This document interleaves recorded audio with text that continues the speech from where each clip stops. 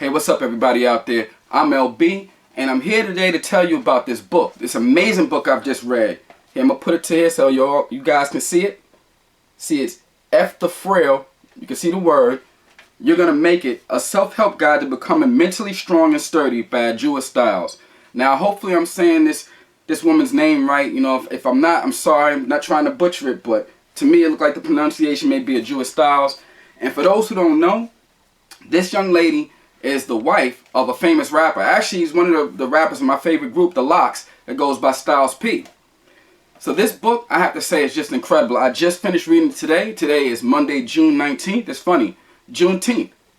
And it's interesting because this book is basically about mental health and, you know, how important it is and how we need to really stay on top of it, and we need to take constant assessments of ourselves. And this is something that really hit home with me, and it's very, very important. And it's something that a lot of people who look like me don't do in our community. We don't really take an honest assessment of our mental health or get it checked out. So what better day than June 19th, right? It's like the universe aligned.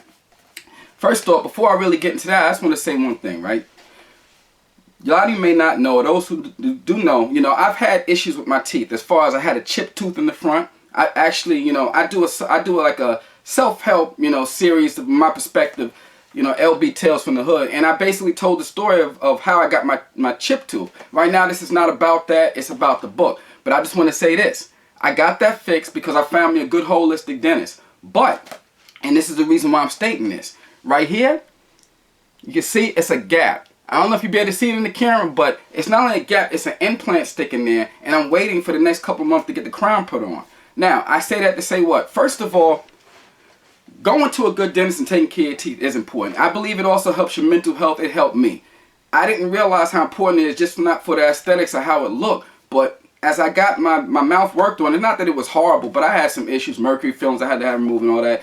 It made me mentally feel better, emotionally, and I believe it helped my physical health overall. But second of all, I'm kind of doing right now like what Eminem did in 8 Mile, which is basically, you know, when social media and when you show people something, we all know how cruel people can be. So I was debating, I was like, when I do videos from now on, I'm going to have to talk like this so people don't really see the gap. And I said, I'm not doing all that because it's going to look inauthentic. People are going to be like, what's wrong with this dude? So I'm basically letting you know. Yeah, I'm still waiting on to get the, I have to get the crown done and get that done in a couple months. But until then, there's going to be a gap then. So what? I'm comfortable with it. So I'm putting it out there just to let you know. Another thing about a holistic dentist, they're the best. They're pain-free. I will never go back to regular dentists again. The only thing is, after they're done with your mouth won't feel the pain, but depending on your financial situation, your pockets may feel it. Because it's crazy. My mouth, when I came out the dentist after I got a procedure done, I was like, my mouth was like, feel good. My pockets was like, ouch, ouch. My pockets felt every bit of the pain that my mouth didn't feel. But it's all good, though. I have a great dentist who worked with me. You know, I'll probably tag them in the description of the video or something, but they're amazing, they're wonderful. They work with the price. But I remember when I first went, and, you know, they did a whole assessment on my mouth, and they told me the work I needed. I thought they was giving me an estimation of the price for my whole mouth. So when they told me it was for one tooth, I said, one tooth? I said, I could have bought a used Honda Accord, one tooth. But in the end, it's all been worth it.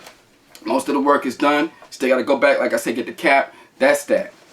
Another thing, as far as mental health, I'm going to keep it real with you, you know. There's something I've always suffered from a young age. You know, I'm not going to get into my story because it's about the book now. It's not about me and my story. It's about talking about this book because I know you all want to hear that. You're like, we ain't here to hear your story. Forget you. Tell us about the book. But I just want to say this. You know, at a young age, I was called the N-word by racists when I lived in Seattle, Washington. People, when I was growing up, people always told me I was stupid. I wasn't good enough. You're ugly. You know, I dealt with a lot of things. And as I got older, you know, I might have got mentally tougher and stronger and survived many things, but, you know, it still takes a toll on us. And like, you know, at Jewish Styles, hopefully I'm saying the name right, says in the book, it's that inner child that needs to heal from that trauma. So even though I've gotten tough mentally, physically, emotionally, spiritually, that inner child still needed more healing. And it still does, because I'm still a work in progress. So I have to admit that. And I say that because what really made me want to take stock of my mental health too, and actually just do better, was actually the birth of my first child. I have 2 children, 10 and 15. But when my first son was born, and actually I waited to have children later on in life, later more so than my peers. But when I had my first child, it made me realize, I said, you know what? I was like, I want to do better. Not just, you know, but for my children and also for myself. But it also made me realize something my mom used to say. When I was younger, my mom used to always say things like, you know, I was her best friend and I was the best thing that ever happened to her. And the thing is, you know, I suffered from low self-esteem as a child, unhealed trauma, things like that. So when she used to tell me these things, I couldn't understand it. She used to say that, I was like, your best friend, the best thing that ever happened to you. I used to think to myself, I didn't tell my mom this, but I was thinking in my head, I was like, if I'm your best friend, you need to get out and you need to make some new friends. And I'm like, if I'm the best thing that ever happened to you, I was like, you really need some new experiences, Mom. I'm like, bless her heart. But I didn't realize the power of those words till I had, you know, my own, you know, till, you know, we had our first child, my wife and I, and, you know, it makes you realize and it makes you refocus on what's important. And I see that because now my 2 children are my best friends. And they're the best thing that ever happened to me. And I say that because a lot of people say you shouldn't be friends with your child, you need to parent discipline. Yes, the discipline is still there, and there's still that dynamic of parent the child, the same way it was my mother, the same way it was my kids. But at the same time, to me, a best friend is somebody that you can lean on, depending on you to tell the truth. You know, it's somebody who aligns with your purpose. And to me, my children best exemplify that. They are the best thing that ever happened to me, and they truly are my best friends because they actually help to keep me on point. When I'm going off the rails, or let's say with my diet or anything, they're always like, Dad, you know you're not supposed to be eating that. You know you're not supposed to, you know, your diet consists of this. Come on, you're cheating. You're having a slice of pizza. That's cheese, Dad. That's not vegan. It's not fruit and veggies. And I'm like, you know, you're right.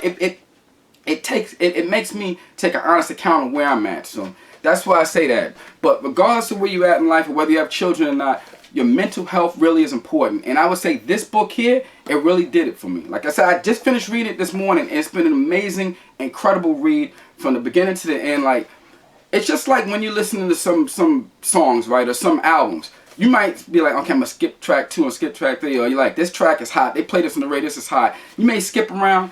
This book is not one of. This book is a classic. Just like how Biggie's albums were classics, this book is a classic. Because never once did I say, I don't know about that one. It really ain't hit right. Or I don't really resonate. Everything resonated from the beginning to the end. An amazing book, an amazing read. I'm glad I did it. And what's funny is, look, the reason why I even found out about this book was because of Jada Kiss, who, but you know, if you know about the Locks, is you know, 1/3 of the group of the Locks. But he recommended this book because one of his brothers in the group, Styles P, wife, wrote it. So he was promoting it, say, let's make this a bestseller. So I happened to post in the thread, and I seen it. I was like, yo, I'm gonna get the book and review it on IG. And basically, I ain't gonna hold you. It's Jada Kiss, one of my favorite rappers, you know, and one of my favorite groups. So it's like, you know, I was like, it's a no-brainer. He recommended, and you know how we do, like social media influence. Somebody that you like recommends something, you're going to go for it. So I mainly did it for that purpose. But, you know, after getting into it, and after getting this book, it's the best purchase decision I made in my life. And I'm glad I did it because it really resonated with me on so many levels. And it also made me realize that there's still a lot of healing I need to do personally. Because, you know, no matter how far we come, we can always learn and grow more. And we're a work in progress, like she states in the book.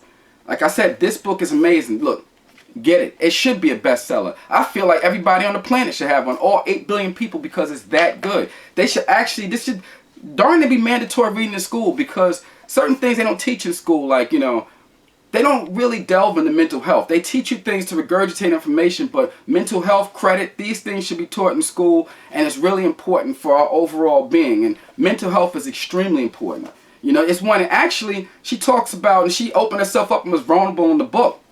And she talks about, you know, the things that she's been through in her experiences. And she's been through a lot of wild, crazy experiences. And anybody who know my story know that I've been through a lot of wild, crazy experiences. And actually, by telling my story on social media, it's actually therapeutic.